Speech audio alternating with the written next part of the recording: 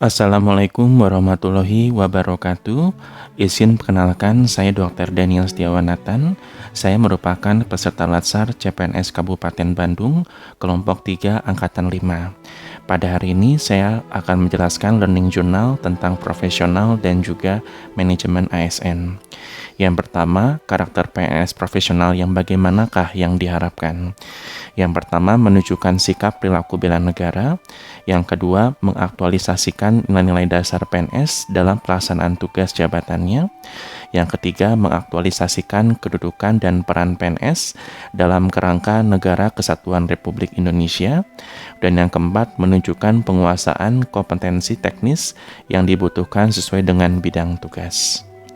Kemudian, agenda kedudukan dan peran PNS dalam NKRI adalah dirancang dengan memberikan penekanan pada kemampuan berpikir kritis terhadap konsep dan praktik penyelenggaraan pemerintahan. Berikutnya saya akan menjelaskan tentang manajemen ASN. Manajemen ASN adalah pengelolaan ASN untuk menghasilkan pegawai ASN yang profesional, memiliki nilai dasar, etika profesi, bebas dari intervensi politik, bersih dari praktek korupsi, kolusi, dan nepotisme. Manajemen ASN lebih menekankan kepada pengaturan profesi pegawai, sehingga diharapkan agar selalu tersedia sumber daya aparatur sipil negara yang unggul selaras dengan perkembangan zaman. Berdasarkan jenisnya, pegawai ASN dibagi dua. Yang pertama, pegawai negeri sipil atau disingkat PNS, dan yang kedua adalah pegawai pemerintah dengan perjanjian kerja atau disingkat dengan P3K. PNS menurut pasal 1 angka 3 dan pasal 7, PNS berstatus pegawai tetap, memiliki NIP secara nasional dan sebagai pembuat kebijakan. Sedangkan P3K menurut pasal 1 angka 4 dan pasal 7, P3K diangkat dengan perjanjian kerja, dapat diberikan nomor induk pegawai perjanjian kerja, dan melaksanakan tugas pemerintahan. Membangun sistem merit ASN ada 6. Yang pertama, perencanaan, yaitu menyesuaikan arah pembangunan nasional. Yang kedua, mendapatkan talenta yang terbaik. Yang ketiga, mengurangi kesenjangan kompetensi. Yang keempat, meningkatkan kinerja berkelanjutan. Dan yang kelima, menuju ASN yang dinamis. Yang keenam, mengapresiasi secara layak.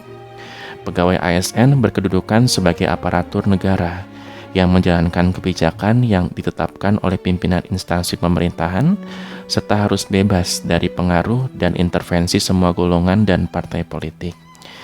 Jaminan sistem merit pada semua aspek pengelolaan pegawai akan menciptakan lingkungan yang kondusif untuk pembelajaran dan kinerja. Pegawai diberikan penghargaan dan pengakuan atas kinerjanya yang tinggi. Di sisi lain, bila ada kelemahan atau kekurangan, akan diberikan bantuan dan pembinaan dari organisasi untuk meningkatkan kinerja. Ya, manajemen ASN meliputi penyusunan dan penetapan kebutuhan, pengadaan pangkat dan jabatan, pengembangan karir, pola karir, promosi, mutasi, penilaian kinerja, penggajian dan tunjangan, penghargaan, disiplin, pemberhentian, jaminan pensiun dan hari tua, dan juga perlindungan.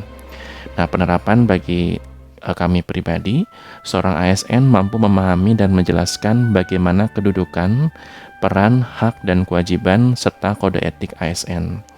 Bagaimana konsep sistem merit dalam pengelolaan ASN, dan bagaimana sistem pengelolaan ASN.